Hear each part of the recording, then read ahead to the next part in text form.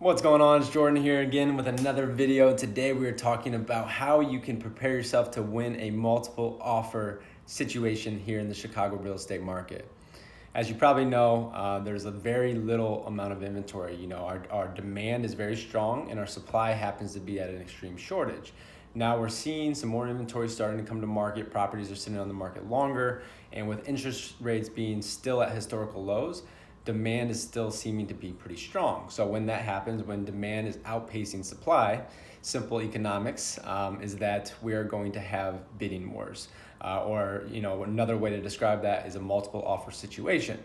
So as a buyer in the Chicago real estate market, or anywhere else for that matter, but these are the 5 of the top tips and tricks that I would recommend for anybody that needs to make sure that they're making their offer as bulletproof as possible so that they can beat out all the other parties and ultimately get the property that they're looking to purchase. So the first thing that I would recommend as an agent representing a buyer is that I'm gonna go in and build rapport with that agent from the very first phone call. I think it's critically important, and a lot of agents kind of think past this or don't think that it's important, is to make sure that you're building a good relationship with the listing agent on the other side.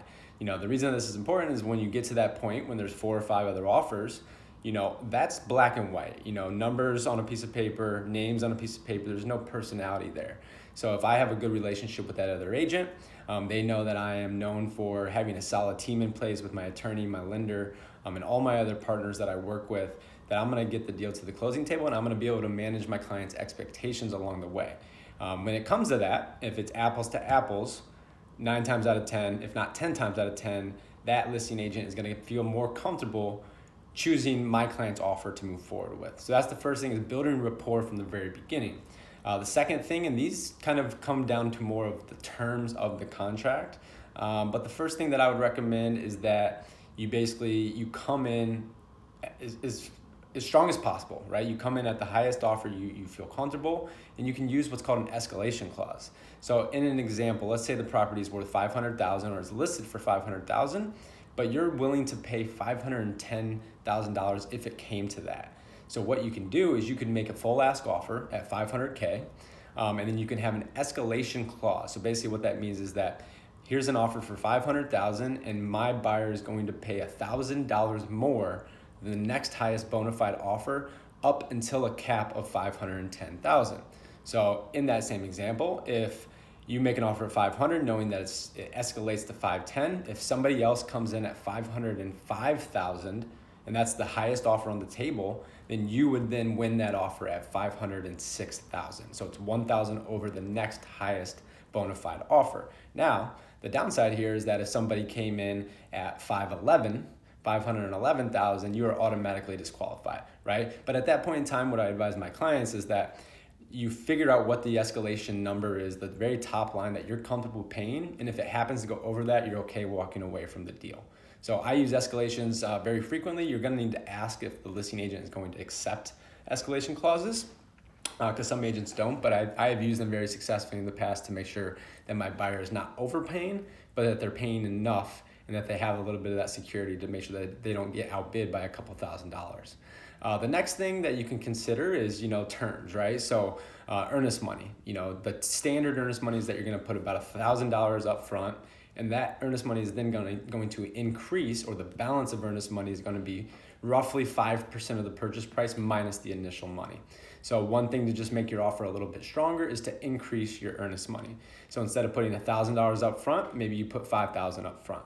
All that really this is there's a lot of different contingencies throughout the process where that money is protected, but this just shows a little bit more good faith and a little bit more skin in the game so that that offer or that seller knows that you are a serious buyer. The other things that I want to ask the agent, which are going to really strengthen our offer, is I want to understand the client's motivation, the seller's motivation. So, do they need a quick close? Do they need a longer closing? Is price ultimately the most important? You'd be surprised that price isn't always the most important. Sometimes you have somebody that just really needs to get closed as soon as possible, and they're willing to take a little bit less money to do so. Or it could be vice versa. They're very flexible in timing, and ultimately they just want as much money from the sale of the property as possible. So really knowing what their motivation is by asking these questions, we can then tailor our offer accordingly. So I believe that's 3 so far. The fourth would be to make sure that you have your pre-approval squared away And then I always like to have my lender, so whoever's representing my buyer, whoever is getting them their mortgage, I like to have them call the listing agent right after we submit the offer and basically just talk to them about the validity of the buyer, the borrower, and that they are very strong, they have good assets, and that they're going to get to the closing table. This just adds another layer of security to the transaction, which I find that sellers really find this to be a strategic advantage for the buyer, and that they really like this comfort of knowing, okay, this buyer has a good lender, he's got a good team, they're all working in sync together. I feel good moving forward with this offer. And then the fifth and final piece here is to make sure that you have a broker to help you through this process. That might sound self-explanatory, but so many times I find people are out there in the market. In a competitive market, it's very hard to be a buyer that's not represented by a professional. So because of this, I can find all these nitty-gritty details, right? I have relationships with the broker community. Find an agent that's very tied in and involved in the industry, because 5 times out of 10, if not 7 or 8 times out of 10, I always know the broker on the other side of the deal. So when it comes down to it, again, just like I mentioned before, if I'm on the buy side of a deal and a buddy of mine or a colleague of mine is on the list side, they're more likely or more inclined to work with me on a deal if all things are apples to apples, or at least you can maybe get a little bit more intel to make sure that you're structuring the best and strongest offer possible. So those are the 5 things. Like I said, you want to make sure that you're making your terms as strong as possible, potentially working in an escalation clause. From the very beginning, you're building rapport with the agent, or your buyer's agent is building that rapport with the listing agent.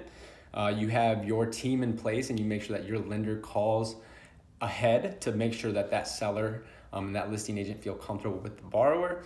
And then the last thing is making sure you're working with a professional. So those are the 5 tips and tricks that I would recommend to make sure that you can compete in this kind of seller's market where there's not a lot of inventory and a ton of demand, to make sure that you, when you're bidding on your favorite property that you ultimately want to purchase, you are not just throwing offers and getting rejected. You're really standing a fighting chance. So reach out if you have any questions. I hope this was helpful, and have a beautiful rest of the week, and we'll talk to you guys on the next video. Thank you so much.